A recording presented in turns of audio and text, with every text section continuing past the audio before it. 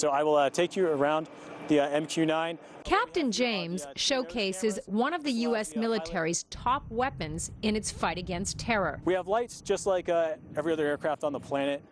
But in many ways, this is not like most other aircraft. The MQ-9 Reaper is the U.S. Air Force's most advanced drone or remotely piloted aircraft in use today. A sensor in the front acts as its eyes. And unlike a conventional aircraft, no one sits in it. Pilots of the MQ-9 sit in so-called ground control stations that resemble cockpits, often housed inside trailers on Air Force bases throughout the southwestern United States. From those trailers, they control the aircraft remotely as they engage in airstrikes and surveillance operations thousands of kilometers away in places like Iraq and Afghanistan. The Holloman Air Force Base in the Chihuahua Desert in New Mexico is a sort of boot camp for remotely piloted aircraft, or RPA pilots. Roughly 390 new pilots will be trained at this base to pilot RPAs like the one you see behind me, the Reaper. Now, the number may sound like a lot, but it's actually not enough. With the U.S. military increasingly relying on RPAs for surveillance and airstrikes, the Air Force now faces a pilot shortage.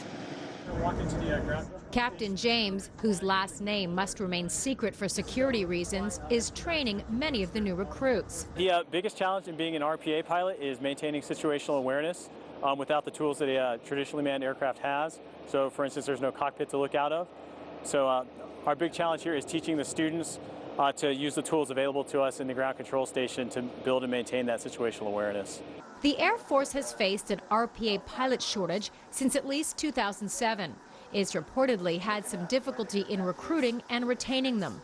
According to Lieutenant Colonel Stephen Beatty, part of the problem is fatigue. The manpower that we've had has been such that our crews are working 6 days a week, 2 days off, and continuing on a rotating shift like that through holidays, weekends, and everything. And they do that for 3 to 4 years at a time without a break. And so that just kind of wears on you after a while. It can also take an emotional toll. Just because they are thousands of kilometers away from the action doesn't mean they are disconnected from the mission. A Defense Department study shows that RPA pilots suffer from the same levels of post-traumatic stress syndrome as traditional fighter pilots. These crews will sit on a target and see the whole thing develop, or follow a convoy through the whole development, and you get a little bit more attachment, I guess, to the mission that's going on than a crew that just comes over and employs and goes home.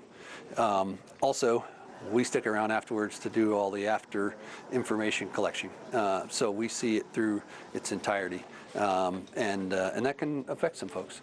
To deal with the shortage, the Air Force has launched a multi-pronged strategy.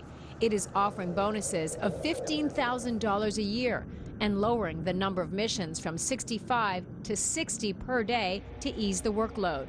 Some flight school graduates will also automatically be assigned to RPAs. And the Air Force is working hard to alter the image of RPA pilots. We're not a video game. We're not a drone. We're another platform at the Air Force's disposal to employ air power, and we're out there doing great work for our nation. The U.S. Air Force expects to overcome its shortage by 2017. Karina Huber, CCTV, Holloman Air Force Base, New Mexico.